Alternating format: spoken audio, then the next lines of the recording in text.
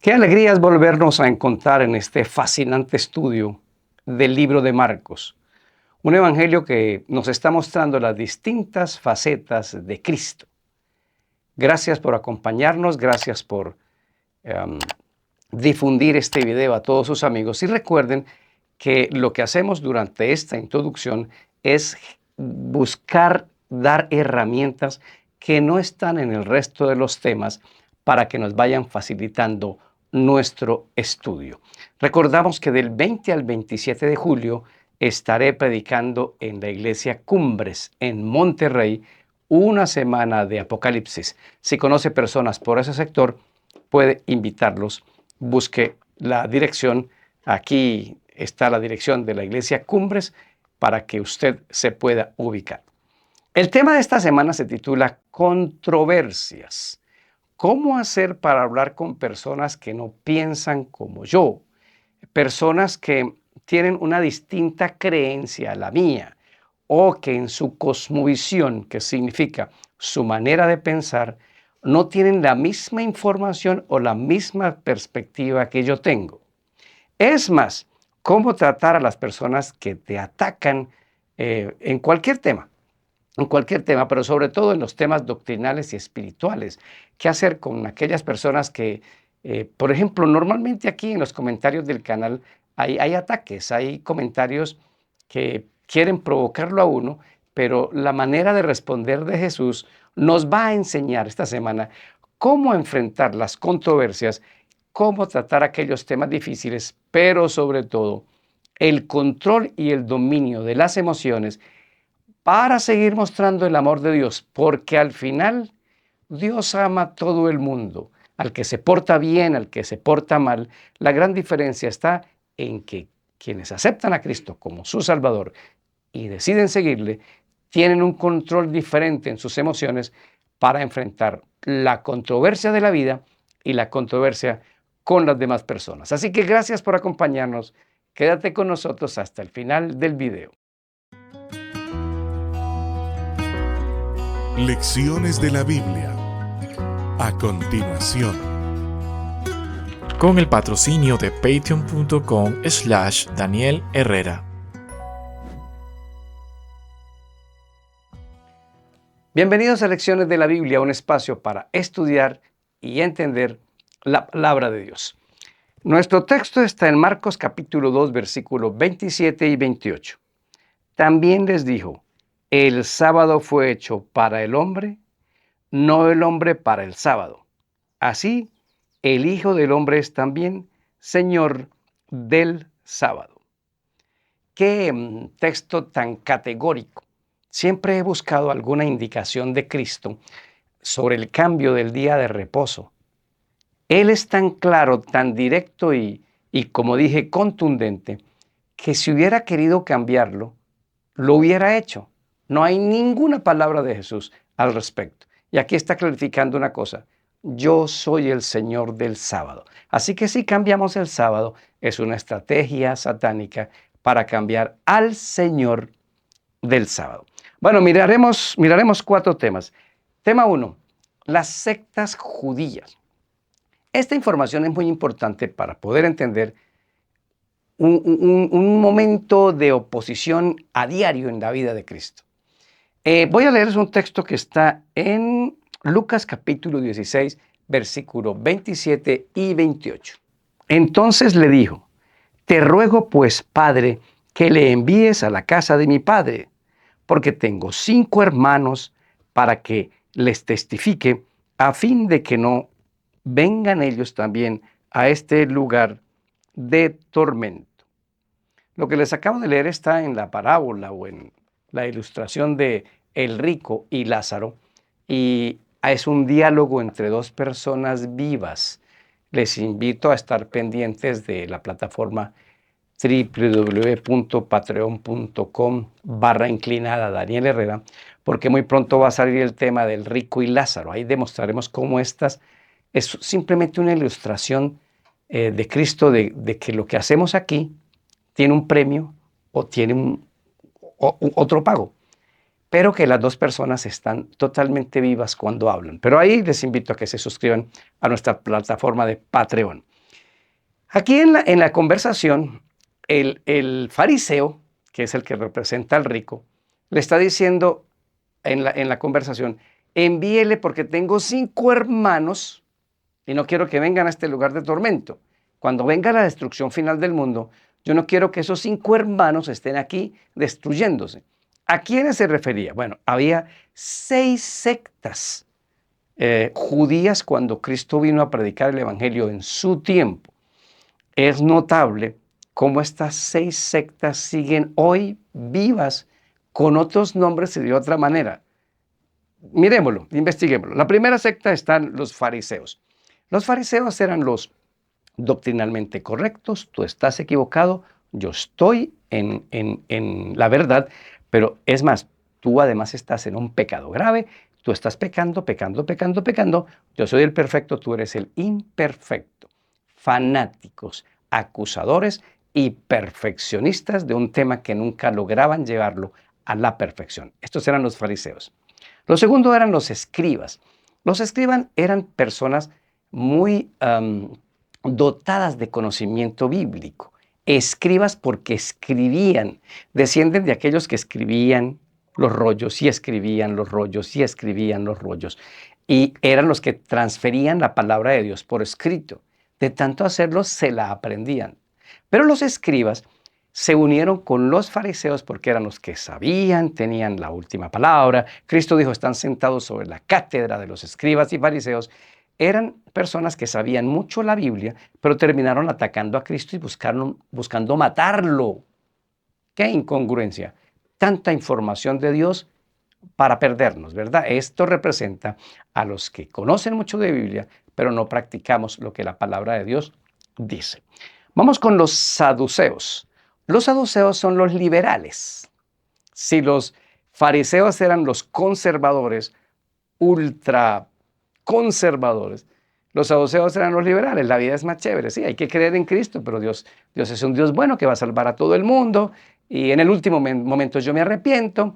Y los saduceos no creían ni en la resurrección ni en otras doctrinas bíblicas. Así que hoy también existe mucha gente que conocemos de Dios, pero somos exageradamente, llevamos nuestros principios. Los saduceos representan a los que negocian los principios divinos, pero quieren pertenecer al pueblo de Dios. Seguimos con los esenios. Los esenios eran aquellos judíos que terminaron viviendo en las cuevas del Qumran y en cuevas y en cavernas, que preferían alejarse del mundo para no tocar el pecado. Entonces representa a las personas que creen que hay que irnos por allá para una montaña y alejarnos del pecado para que el pecado no me toque.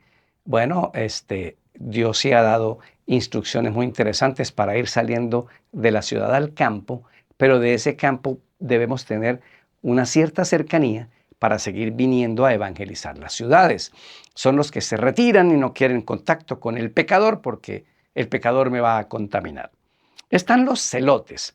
Los celotes son los que usan las armas para defender el poder religioso.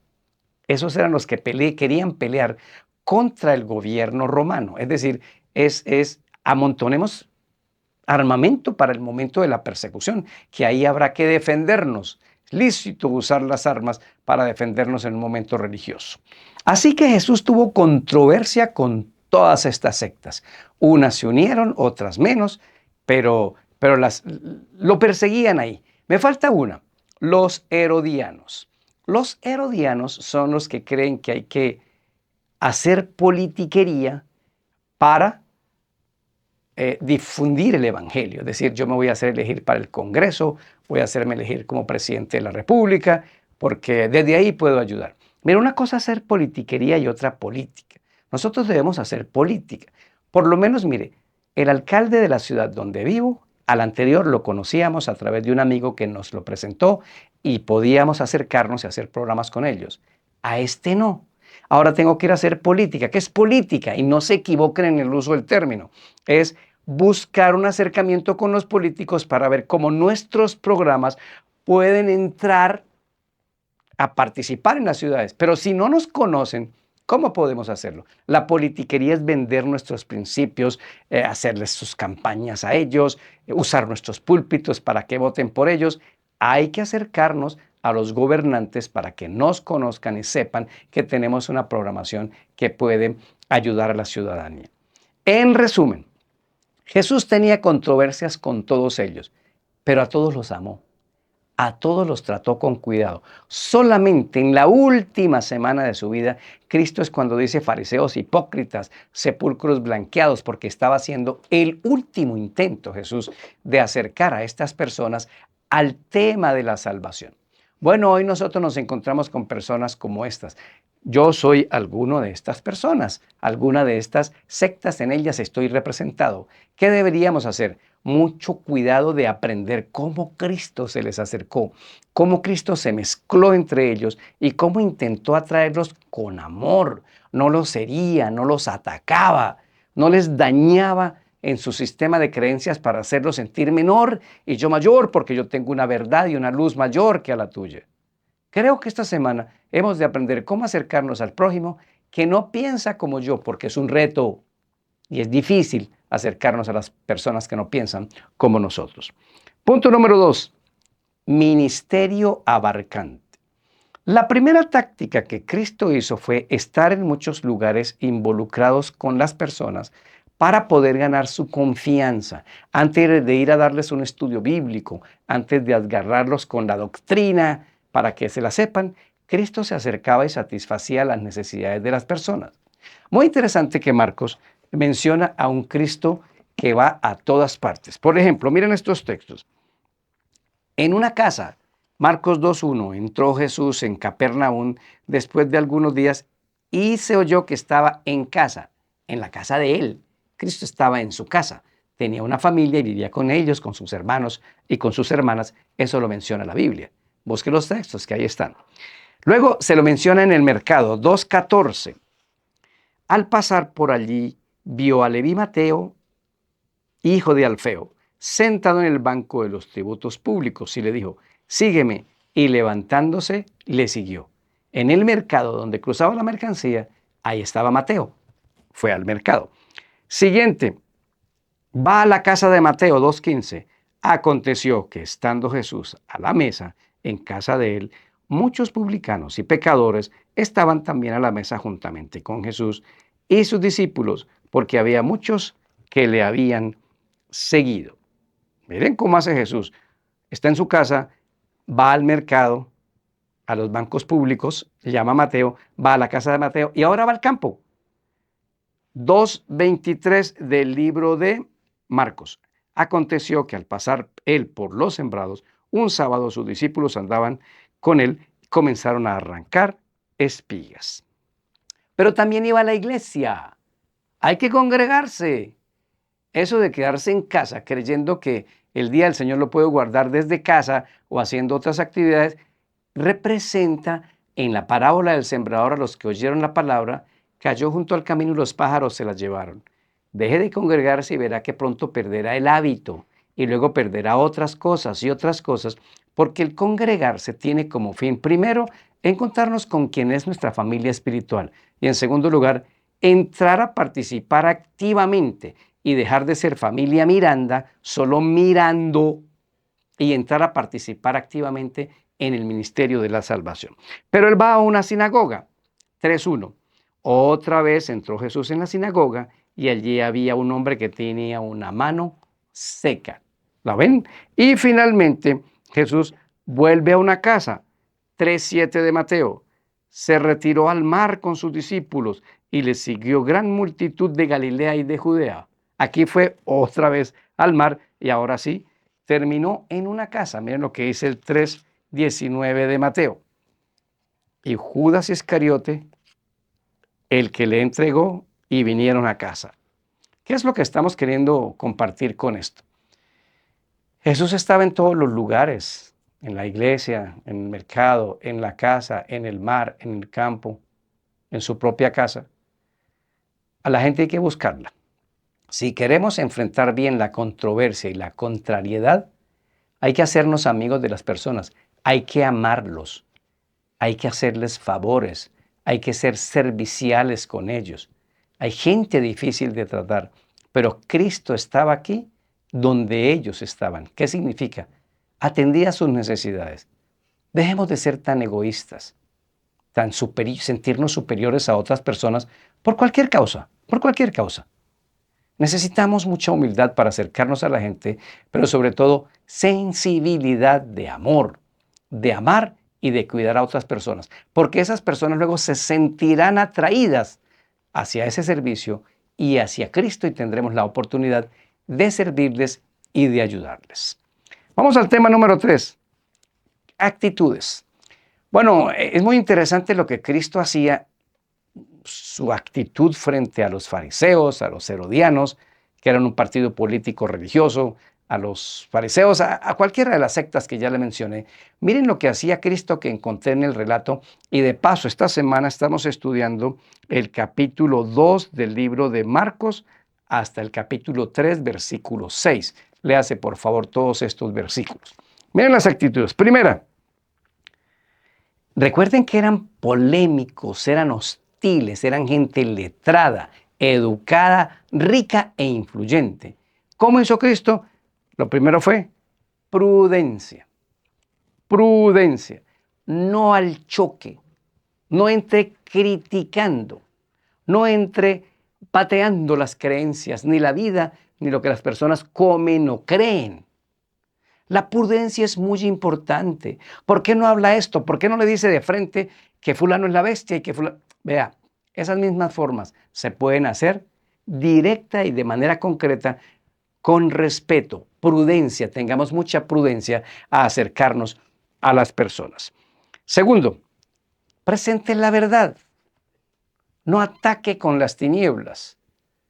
Pobrecitos aquellos que se la pasan enviando cadenas de videos criticando y criticando y criticando. Pareciera que andan persiguiendo los errores que cometen las denominaciones. Y aquí está, mírenlo, denúncienlo. ¿Por qué no hacemos desde el punto de vista positivo? Esto dijo Cristo, esto no debe hacerse.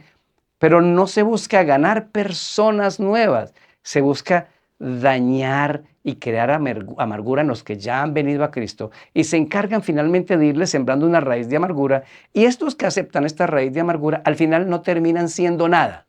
Terminan, y cuando digo siendo nada es, no terminan yendo a una congregación en específico. Se cansan y dicen, no, yo mejor aquí desde la casa voy a buscar a Cristo. Miren lo que hacía Cristo, que estaba en todas partes, inclusive buscaba congregarse, iba a la sinagoga donde los fariseos malos y perversos estaban, porque Cristo insistía en ir allá, porque quería sembrar la luz y la verdad. Entonces, hay que sembrar la luz, la verdad, pero sin negociar nuestros principios, que esa es la diferencia. No negociemos nuestros principios. Siguiente actitud de Cristo, la última palabra. Pues la última palabra la tiene la palabra de Dios. Biblia y solo Biblia, sola escritura, era la frase que utilizaban los reformadores. Si leyéramos la Biblia y cuidáramos los contextos de lo que dice, si tuviéramos una genuina conexión con Dios y una sinceridad de encontrar la verdad que es Cristo, nos serían reveladas muchas más cosas. Pero hay personas que se sientan a leer y a estudiar la Biblia para ver cómo atacan al otro, cómo le ganan al otro, en lugar de que, oye, voy a buscar la palabra de Dios para encontrar a Jesús, para que Él me cambie a mí primero, para que Él me ayude a mí. Y entonces, cuando algo se sesga en nuestra mente, ya no podemos ver la luz. Y lo dijimos porque es que esos textos me ayudan a mis gustos, ¿ve? Justifican mis errores y me quedo ahí y ya no podemos ver otra situación diferente. Tengamos la misma actitud de Cristo, la repito, prudencia y tacto, ¿ven? Segundo, presentar la luz de la verdad, no ataque las tinieblas, ponga la luz. Y tercero, la palabra de Dios es la base de todas nuestras creencias y vivencias. Ahora, un asunto muy interesante. No importa qué actitudes tengan las personas. Recordemos que todos vamos a pasar frente al juicio de Dios. Políticos, comerciantes, directivos religiosos, todos nosotros, todos vamos a pasar ante el juicio y daremos cuenta absolutamente de todo. Por eso no coma entero en asuntos bíblicos. Cuídese mucho de esos videos exagerados No coma entero, no lo mande antes de confirmar cosas. A mí me llegan y son cosas, unas mentiras, otras son verdades. No me interesa reenviárselo a otro. Me interesa presentar la luz y presentar la luz. No come entero, tome anotación de todo y confirmo en la Biblia, porque vienen tiempos difíciles de apostasías y de engaños en todas partes, en todas las iglesias. Ahora, el punto número 4 son los temas. Esta semana vamos a ver algunos temas que causaron controversia entre Cristo y estas sectas judías. Uno de ellos es la autoridad de Cristo. Este no ha pasado por ninguna escuela nuestra. ¿De dónde aprendió? De la Biblia, de la palabra. No es que Cristo no tuviera otro tipo de educación, porque él sabía leer, se sabía de memoria las Escrituras. Desde un esfuerzo humano, como él era, lo hizo, pero tenía autoridad porque leía la palabra de Dios. Otro tema es el Cristo divino. Oye, pero si nosotros, eso es de Nazaret, conocemos sus hermanos y hermanas, es un pobretón de aquella aldea que de allá no puede salir nada bueno. No podían negar la pregunta, ¿quién es este? ¿Quién es este? Que la tempestad le obedece, que los demonios salen corriendo, que tiene un poder grandioso. Pues ese es otro tema. Qué difícil fue aceptar que Cristo fuera el Hijo de Dios Altísimo, es decir, el Mesías, Dios aquí en la tierra. Siguiente tema, el poder para perdonar pecados. Va a ser un elemento de controversia porque aquí Cristo nos va a dar una señal muy clara. Solo Él puede perdonar los pecados. A nadie, absolutamente a nadie puede decirme, ego te absolvo, yo te absuelvo. Solo Cristo tiene ese poder. Si tienes un pecado para confesar, díselo a Cristo y eso es suficiente. No existe más confesión. Otro tema de controversia, juntarse con los pecadores. Cristo se juntaba con todo el mundo, con los ricos, con los pobres, con los desamparados, con la gente mala de la sociedad de su tiempo, ¿no? La mujer adúltera que iban a apedrear, la mujer robamaridos junto al pozo, los ladrones publicanos. Oye, ese va a ser un tema de controversia esta semana entre Cristo y las sectas.